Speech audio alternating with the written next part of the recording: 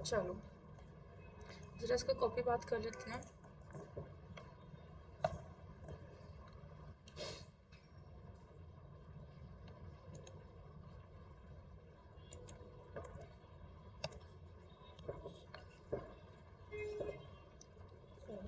तो पहले एक टॉपिक है हमारा पोजीशन। ठीक है, सीएसएस की एक प्रॉपर्टी है पोजीशंस, बड़ी इंपॉर्टेंट होती है। ठीक है, उसके अंदर क्या है, पहले तो जरा बॉडी के अंदर देखो, मेरे पास क्या है, एक पैराग्राफ टैग है। उस पैराग्राफ के ठीक बाद एक डिव है जिसको क्लास पेरेंट दी है, और उसके बाद सारे के सारे पैराग्राफ्स ही लगाए हुए, मल्टीपल पैराग्राफ्स लगाए हुए एक्सपेरिमेंट के लिए। और जो पी टैग है उसको हाइट विद बैकग्राउंड कलर, उसका कुछ कलर दिया हुआ है, अगर इनकेस आप उसके अंदर कुछ लिखते हो तो वो कलर क्या हो जाएगा, वाइट हो जाएगा। एंड जस्ट इसके अंदर ये कुछ top left right and the position. अभी के लिए हमारे पास कितनी मतलब की पोजीशन है, अगर मेरे पास पोजीशन एक प्रॉपर्टी है, तो position is basically a property, उसके अंदर कितनी वैल्यूज टोटल आ सकती हैं। तो जरा चेक करो, absolute, fixed, relative, static and sticky. तो ये चार पांच आपके पास प्रॉपर्टी होती हैं। एब्सोल्यूट और relative is always the parent and child relationship. Relative आप उस डिव या उस टैग को देते हो जो कि अपने रिलेटिव किसी भी पोजीशंस के ऊपर मूव कर सकता है। कहने का मतलब, अब उसकी जो पोजीशन हो, द मोमेंट आप एक टैग को, सपोज वो टैग मेरे पास डिव है, आपने जिस डिव को क्रिएट किया, डिव को जब क्रिएट किया तो उस पॉइंट पे उसकी अपनी कोई पोजीशन होगी। ठीक है, वो पर्टिकुलर पोजीशन, हर एक टैग की स्टार्टिंग पोजीशन हमेशा स्टैटिक होती है। फिजिक्स पढ़ी हो तो उसके अंदर स्टैटिक का क्या मतलब होता है, एट रेस्ट। तो ये भी मतलब है कि सारे एलिमेंट स्टार्टिंग में एट रेस्ट पे होते हैं, उनकी कोई अदर पोजीशन नहीं होती। वो स्टार्टिंग पे कहाँ पे होते हैं, her by default margin 8 pixel को लेके, उनकी कोई फिक्स नहीं होती पोजीशन, कोई फिक्स नहीं होती। 8 पिक्सल मार्जिन को छोड़ के और by default padding, by default की सारी स्पेसेस को छोड़ के वो अपने स्पेस पे बैठ जाते हैं। लेकिन जब हम उनको रिलेटिव देते हो तो वो अपने रिलेटिव स्पेस से इधर उधर जा सकते हैं। फॉर एग्जाम्पल, अगर मैं उसकी पोजीशन अभी रिलेटिव कर दूं, यहाँ पोजीशन को हटा देते हैं, ये मैंने करी रिलेटिव, और अगर मैं टॉप लेफ्ट को भी यहाँ से हटा दूँ, सेव करूँ, टैब करूँ, रीलोड करूँ, तो ज़रा ऊपर चल के देखते हैं। अभी इस टाइम पे इस डिव की जो पोजीशन है वो रिलेटिव होगी। रिलेटिव मतलब मैंने जो बताया था, बाय डिफॉल्ट 8 पिक्सल मार्जिन और पैडिंग को छोड़ के उसकी सारी पोजीशन होगी। अब रिलेटिव को देखने के लिए आपको जरूरी है कि आप ये टॉप लेफ्ट राइट वाली पोजीशंस को भी लगाओ, ताकि थोड़ा क्लैरिटी से समझ में आए। Save, tab, hit enter. तो अभी वो जो मूवमेंट करके गया है, टॉप से लेफ्ट से 50 पिक्सल जो स्पेस छोड़ के गया है, वो अपने रिलेटिव पोजीशन पे छोड़ के गया।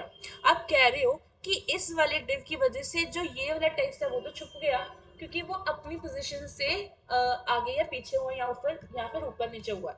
समझ में आया? तो रिलेटिव के लिए कुछ खास इम्प्लीमेंटेशन नहीं होती, रिलेटिव और एब्सोल्यूट दोनों मिला के काम होता है। Getting my point? अब जैसे अगर मैं इसी को पोजीशन दे दूं एब्सोल्यूट वाली,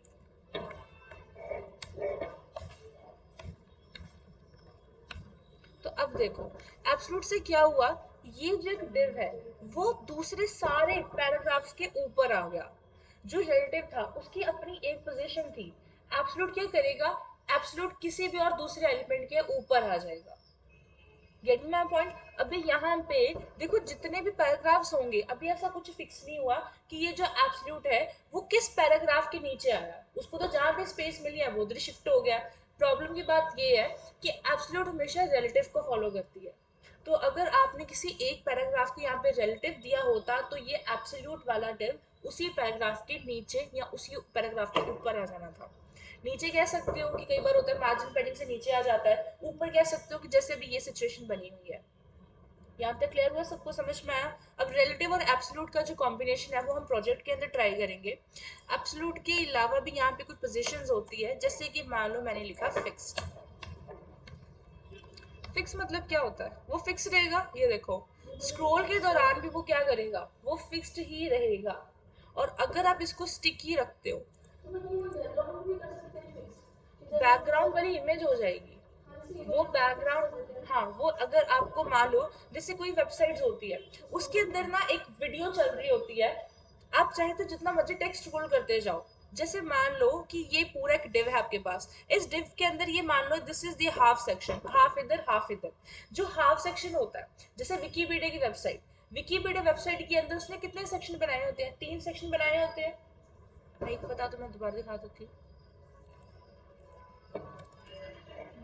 विकीपीडिया में इंग्लिश को यहाँ पे सर्च करती हूँ। जैसे मान लो ये क्या है कि विकीपीडिया की ये जो वेबसाइट है, इसके अंदर उसने 3 सेक्शन बनाए, 1, 2 और 3। और सारा जो उसका कंटेंट है देखो वो सेंट्रलाइज्ड है। देखो कभी भी जैसे हमने गलती करी है, जब हमने नेविगेशन बनाई, हमने उसकी 100% विड्थ करी है, वो सिर्फ स्टार्टिंग एरा के लिए थी। जब आप वेबसाइट बनाते हो वो हमेशा सेंट्रलाइज्ड होनी चाहिए। जो सेंटर टैग करके जो चीजें फिक्स्ड होती है, मतलब इसका वही है। कभी भी जुड़ी नहीं होनी चाहिए वेबसाइट, वो हमेशा सेंटर में होनी चाहिए। यहाँ तक समझ में आया? सेकेंड पॉइंट इसके अंदर, जैसे ये 3 सेक्शन में डिवाइडेड है, 1, 2, 3। जब मैंने स्टार्टिंग में आपका फर्स्ट लेक्चर लिया था वेब टेक्नोलॉजी, तो मैंने आपको डिफरेंट लेआउट्स बताई थी, चाहे तो पीडीएफ दोबारा ओपन करके देख लेना। वो कहते हैं कि वेब पेज की जितनी मर्जी लेआउट हो सकती है। इन्होंने 3 सेक्शन में डिवाइड करा, आप 2 में, 4 में भी कर सकते हो, ऊपर नीचे कर सकते हो, तो आप डिफरेंट सेक्शंस को ट्राई कर सकते हो। प्रॉब्लम के बाद सर ये है कि कोई भी सेक्शन आप डिफाइन करो, अगर उसके अंदर आपने एक वीडियो चलानी है या कुछ भी एक ऐड शो करनी है, जैसे वेबसाइट्स के अंदर जैसे जैसे आपकी वेबसाइट मशहूर होती है, आपको पेमेंट मिलती है, आपके वेबसाइट के ऊपर एड्स आने शुरू हो जाते हैं। वो एड्स आते हैं तो फिर आपको पैसा मिलता है। वो कह रहे हैं कि अगर आपने कोई एड चलानी होती ना, तो उसके लिए आप सेपरेट एक डिव बना सकते हो, उसके लिए मॉडिफिकेशन करके कोड में भी आप कर सकते हो। अब वो जो वीडियोस होती है वो चलती रहती है, वो चलती रहती है।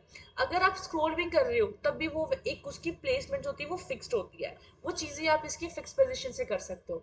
और याद रखो ये जो एलिमेंट्स वाले हमने पोजीशन करी है फिक्स्ड स्टिकी, ये टैग्स के ऊपर चलती हैं, डायरेक्ट टैग्स के ऊपर। It is definitely not a background property. Background attachment fix होता था, जब आप बैकग्राउंड की कोई पोजीशन लगा देते थे, सॉरी कोई इमेज लगा देते थे, उसको स्क्रॉल करते थे तो इमेज फिक्स रहती थी। लेकिन ये डिव के ऊपर काम होगा। इतना समझ में आ गया? और अगर आपने किसी पैराग्राफ को फिक्स करना है तो याद रखना, टेक्स्ट को आप डायरेक्ट फिक्स नहीं कर सकते, आपको डिव के अंदर टेक्स्ट लिखना होगा। ये बड़ी इंपॉर्टेंट बात होती है।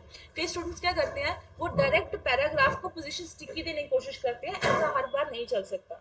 तो आपको किसी डिव का हेल्प लेना पड़ेगा। यहाँ पे कोई ना कोई सेक्शन, कोई आर्टिकल एलिमेंट हो सकता है, कोई अदर सेक्शन एलिमेंट हो सकता है, वो आपकी चॉइस है। यहाँ तक समझ में आ गया सबको? अब जरा वापस चलते हैं। ये फिक्स्ड हो गया और एक स्टिकी भी होती है।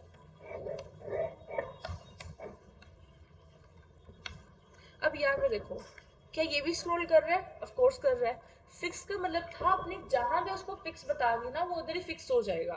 स्टिकी कह रहा है कि उसने अपनी स्टार्टिंग की कोई पोजीशन ली हुई है, उसको आपने एक पोजीशन दी है कि टॉप और लेफ्ट से उसको 50 पिक्सल मूव कराना है, तो वो उधर ही रहेगा। ये देखो अभी भी वो जितना रहेगा वो टॉप से 50 और लेफ्ट से 50 पिक्सल रह के ही करेगा। लेकिन जो फिक्स्ड होगा उसको कोई फर्क नहीं पड़ता कि वो पहले कोई स्पेस छोड़ के दे। अभी आपको सबको ये नजर में आ रहा है कि ये जो ब्लैक कलर का डिव है वो एक ब्लॉक लेवल एलिमेंट लग रहा है, लेकिन पोजीशन फिक्स ऐसा कुछ नहीं करती। समझ में आया? उससे डिस्प्ले का लेना देना नहीं है। यहाँ तक क्लियर हो गया सबको? समझ में आ गया? चलो, अभी ये तो था पोजीशन वाला काम। अब जरा वापस चलते हैं। चलो जरा एक नेविगेशन बनाते हैं अभी। तो ड्रॉप डाउन लिख देते हैं इसका नाम, डाउन। ओके, हाँ जी बताओ कैसे बनाए ड्रॉप डाउन अभी बार? फिर हो जाए। हाँ जी सर जी, नहीं बनाया, वेरी गुड। आप बचिए।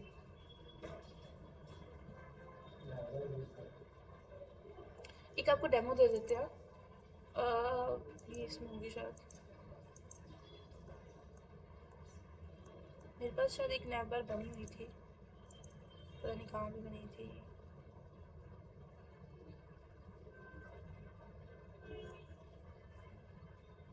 शायद नहीं है,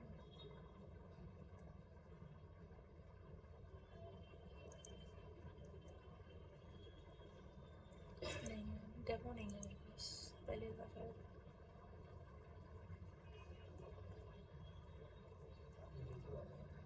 ये नहीं, दूसरी होगी। चलो एनीवेज बताओ कैसे बनाए नैप टैग को। तुमने नैप टैग को स्टार्ट किया, उसके अंदर क्या लिखेंगे? यूएल, उसके अंदर क्या लिखेंगे? एल आई, और उसके अंदर एंकर्स। तो मान लो it is something like home और एंकर। सीरियसली पता चल जाएगी ना बगैर देखे सबको? फिर ठीक है। तो नहीं कोई प्रॉब्लम। अबाउट अस का लिंक बना दिया और स्पेसेस नहीं देनी हमने, क्योंकि अगर बाय डिफॉल्ट स्पेसेस आएगी तो फिर आगे चल के प्रॉब्लम भी हो सकती है। तो हमने लिखा लिस्ट और फिर हमने लिखा एंकर, और यहाँ पे एक आ जाएगा टीम्स और लिस्ट और एक एंकर, और अब यहाँ पे सर्विसेज लिख देते हैं मानो, और मुझे मानो सर्विसेज की लिंक बनानी है। तो अब यहाँ हम पे इसको पार्टीशन दे देंगे, ठीक है, कि ये यहाँ से लिंक करते हैं। प्रॉब्लम की बात ये है कई स्टूडेंट्स इसको यहाँ से ब्रेक कर देते हैं, which is totally wrong method. याद रखो, अगर आप यहाँ से पार्टीशन देते हो तो आप एंकर को ब्रेक करते हो, आप लिस्ट को ब्रेक नहीं कर रहे। हमें लिस्ट को ब्रेक करके सर्विसेज के अंदर इसकी ड्रॉप डाउन बनानी है। तो क्या हो जाएगा, एल आई के अंदर यूएल होगा। याद रखो अभी के लिए आपने क्या करा था, till now you have done nav के अंदर क्या है, यूएल, उसके अंदर एल आई, उसके अंदर क्या है, एंकर है। अब जो प्रोसेस होगा it is going to be nav, उसके अंदर UL, L I, anchor, and उसके अंदर क्या है, यूएल। एक मिस्टेक होगी, nav के अंदर यूएल, उसके अंदर एल आई, और उसके अंदर डायरेक्ट यूएल। एंकर देखो हमने एंकर को बंद करा हुआ है, सो एंकर के अंदर ये चीज नहीं है। तो यूएल हम यहाँ पे लिखेंगे, यूएल, उसके अंदर लिस्ट, एंकर, रुको रुको रुको,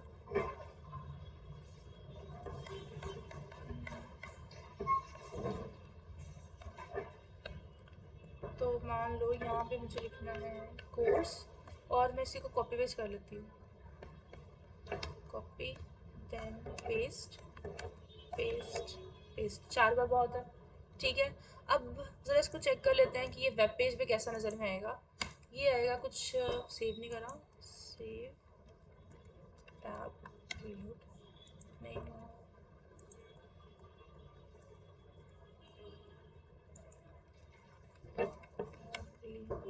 कॉपी बात कर लेते हैं।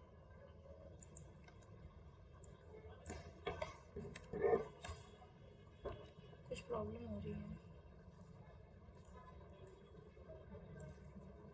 अच्छा, ऊपर वाला कोड ऑलरेडी लिखा हुआ है।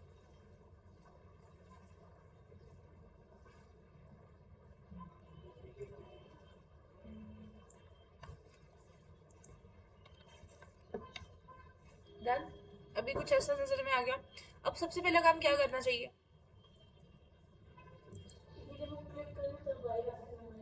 सबसे पहला काम,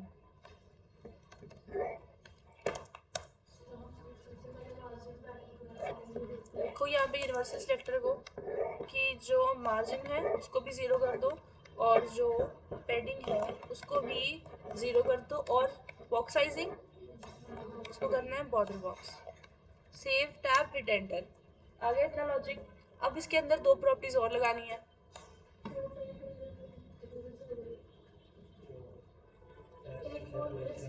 टेक्स्ट डेकोरेशन, टेक्स्ट की डेकोरेशन भी हमें नन करनी है, और लिस्ट का जो स्टाइल होगा वो भी हमें नन करना है, ताकि वो सारे नेस्टेड वगैरह वहाँ से प्रॉपरली हट जाए। इतना हो गया हमारे पास। अब नेक्स्ट इसके अंदर स्टेप क्या करें, नैप को स्टार्ट करें, बिल्कुल। नैप को एक हाइट देंगे जो कि होगी 100 नहीं चाहिए, मैं 80 में काम चल जाएगा। आप ज़्यादा ले सकते हो, प्रॉब्लम नहीं है, जस्ट मेरा एक आइडिया, लेकिन मैं 80 पिक्सल से ज़्यादा कभी अबव के बनाती नहीं। तो विड्थ हमें चाहिए होगी 100%, और एक बीजी कलर ले लेते हैं, ब्लैक ले लेते हैं फिर से। तो ये कुछ ऐसा नज़र में आ रहा है, राइट। अब इसके अलावा क्या करें, बिल्कुल। तो जो नाव है उसके अंदर की जो यूएल है उसको इधर से उठा के हमने इधर लेके जाना है, तो उसको फ्लोट करेंगे राइट,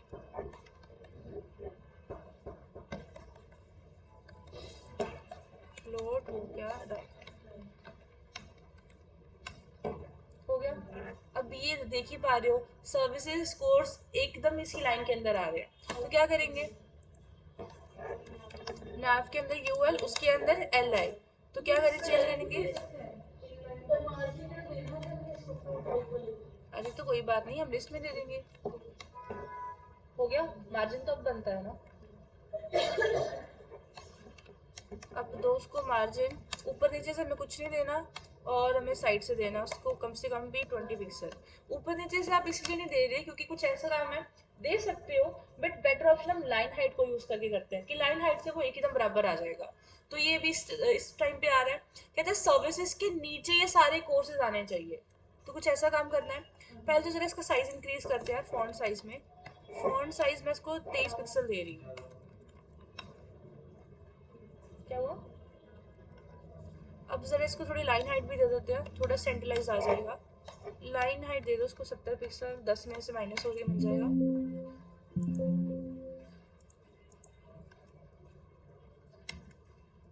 आ गया। अब क्या करना है, इस कोर्स को सर्विसेज के नीचे लेके आना है। Exactly exactly. तो हम क्या करेंगे कि नैव के अंदर जो यूएल है उसके अंदर की जो एल आई है, मतलब जो डायरेक्ट एल आई है, ध्यान से देखो, नैव के अंदर यूएल, उसके अंदर जो डायरेक्ट एल आई है, जितने उसके डायरेक्ट एल आई है, मतलब यहाँ से लेके सिर्फ यहाँ तक के एल आई, क्योंकि उसके बाद तो यूएल है, तो इसको तुम काउंट ही नहीं करेंगे।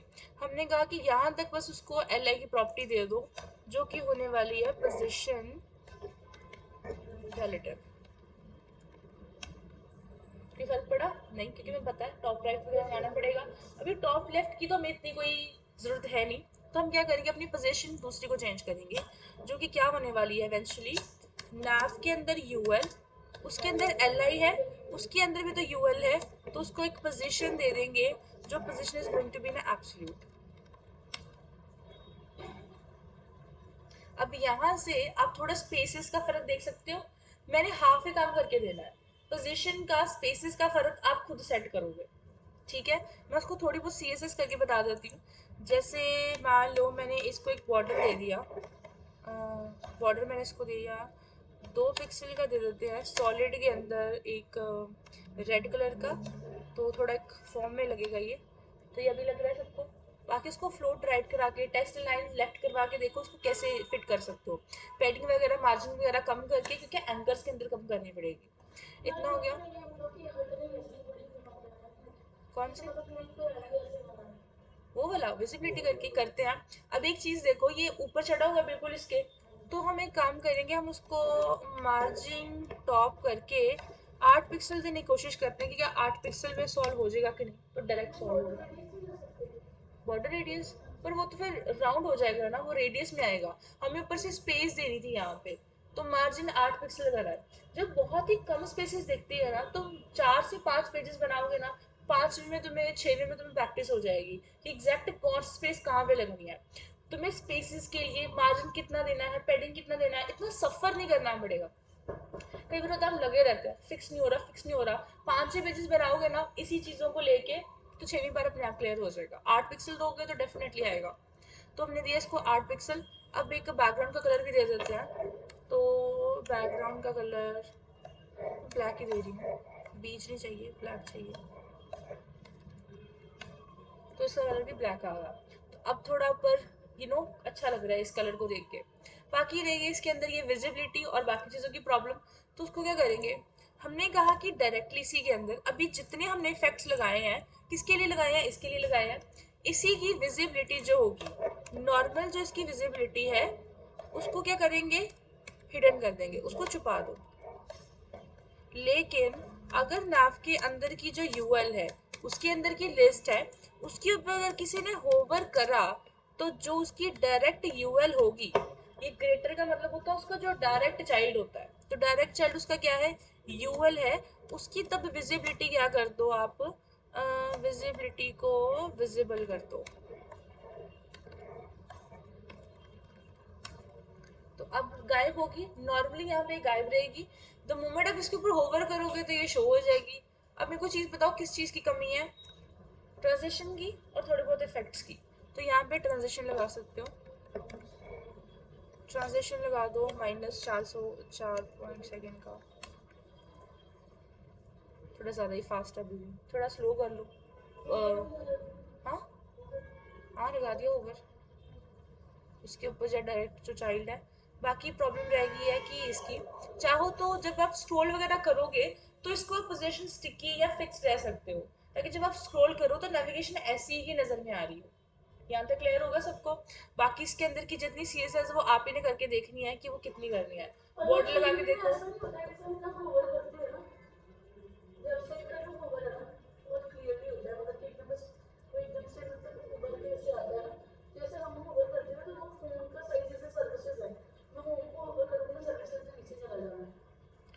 सर्विसेज नीचे चले जाना है।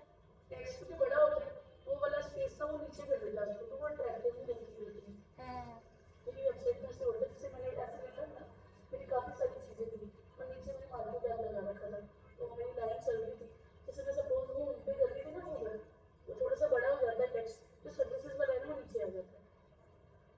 तो वो फिर आपकी कहीं ना कहीं पोजीशन की प्रॉपर्टी है, वैसे द चांसेस होते नहीं है।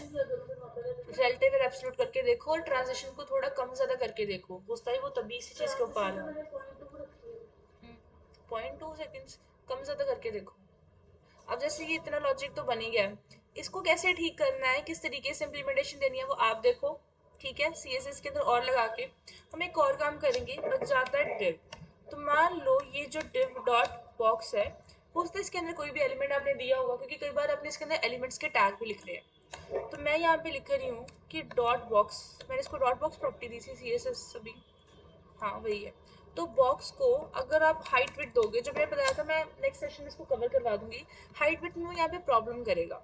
हाइट मानो मैं इसको दे रही हूँ 100 VH, और जो विड्थ होगी मैंने दिखी उसको 100%। रुको रुको, जो विड्थ है इट्स गोइंग टू बी 100%। और मैं उसको एक बीजी कलर दे रही हूँ यहाँ पे। BG colour is going to be red and back.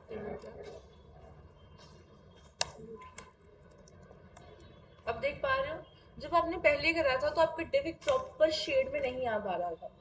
तो मैंने सिंपल एक प्रॉपर्टी क्या लगाई है, VH लगाई है। VH का मतलब होता है view port, view height, view port actually. View height या व्यू विड्थ, ये व्यू पोर्ट की प्रॉपर्टीज होती हैं। किसी को पता है व्यू पोर्ट क्या होता है? मीडियाज में बड़ी इंपॉर्टेंट चीज होती है। व्यू पोर्ट का मतलब होता है ये विंडो जिसके ऊपर अभी आप काम कर रहे हो। Depends upon the different resolutions, किस रेजोल्यूशन किस मीडिया के ऊपर, basically resolution refers to word media, किस मीडिया पे आप काम कर रहे हो। वो मीडिया या वो रेजोल्यूशन कम हो सकता है, छोटा हो सकता है, डिफरेंट लैपटॉप है, डिफरेंट लैपटॉप के हिसाब से। कहते हैं ना स्क्रीन इंच 15 की है, 20 की है, 20 तो वैसे चलो इतनी नहीं होती, 18 की है, या फिर 13 की है, 12 की इंच की स्क्रीन है। फोन की तो और कम होती है, 6 से 7 इंच तक होती है। वो कहते हैं कि जो भी आपके इस रेजोल्यूशन होता है उस पर डिपेंड पड़ता है कि आपकी व्यू पोर्ट हाइट विड्थ कितनी जाती है। बात करें परसेंटेज की, तो परसेंटेज क्या होता है, पेरेंट के अकॉर्डिंग चेंज होता है। व्यू विड्थ और व्यू हाइट कभी ऐसा नहीं करते।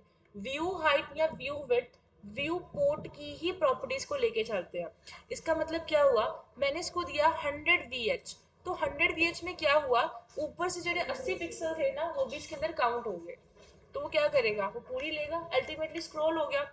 अगर वही इसको हम थोड़ा कम कर दें, can you count the pixel?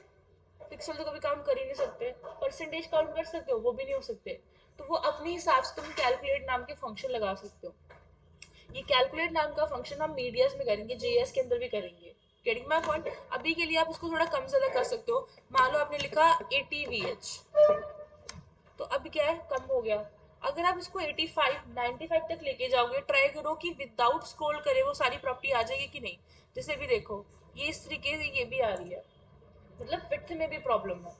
Get my point? तो ट्राई करो कि जो भी आपके सी एस एस के अंदर जो भी आपके एलिमेंट्स होते हैं that should be fit in content, content के अंदर फिट हो। हाँ जी, तो वो तो चलेगा ही नहीं। 120 तो ऑब्वियसली विंडो व्यू पोर्ट से बाहर ही आएगा, कि परसेंटेज सॉरी पूरी विंडो 100 में है, 100 से ज्यादा वो होता ही नहीं है। वो तो सिर्फ जूमिंग के लिए होता है, जो यहाँ पे है ना आपके लिए, वो सिर्फ जूमिंग के लिए होता है, इसको कभी रेफर मत करना वरना विंडो खराब होएगी। एंड सेकंड चीज, ट्राई करो जितने भी एलिमेंट्स हैं वो एकदम सेंट्रलाइज में हो, इधर से भी स्पेसेस हो और इधर से भी स्पेसेस हो, सारा कंटेंट आपका सेंट्रलाइज होना चाहिए। तीसरी चीज ये, कोई अपने वेबसाइट के लिए कलर चूज कर लो, कि कोई 3 या 4, ज्यादा नहीं, 5 भी नहीं, 3 से 4 कलर कॉम्बिनेशन ही आपने यूज करना है, इससे ज्यादा नहीं। उन्हीं कलर कॉम्बिनेशन को यूज करके ही फर्दर आप अपना लोगो भी डिजाइन कर सकते हो। समझ में आया इतना लॉजिक सबको? यहाँ तक क्लियर हो गया? कोई डाउट है तो बताओ। एनीवन? No one? इसको कंप्लीट करना फिर। 2 काम आपके हो गए हैं, पोजीशन थक गए।